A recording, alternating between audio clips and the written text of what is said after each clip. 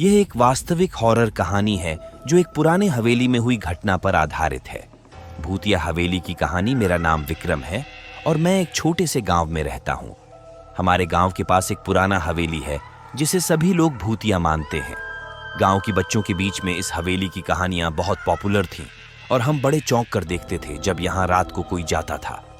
एक दिन मेरे दोस्त विशाल और नीलू ने मुझसे कहा, विक्रम, तुम कभी हवेली में रात बिताए हो? मैंने कहा, नहीं, मैं तो ऐसा कुछ कभी नहीं किया। विशाल बोले, तो क्या तुम डरते हो? मैं उनसे झूठा गर्व दिखाते हुए कहा, मुझे किसी भी भूतिया हवेली से डर कैसे सकता है?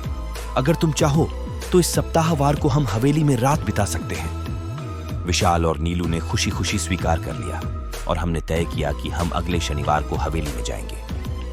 भूतिया हवेली की रात शनिवार को हम तैयार होकर हवेली की ओर बढ़े। जब हम पहुंचे तो हवेली का मनोरंजन करने वाले कुछ बच्चे हमें चुपचाप देख रहे थे और वे हंसी में भरपूर थे। हमने उन्हें पूछा, यहां क्या हो रहा है?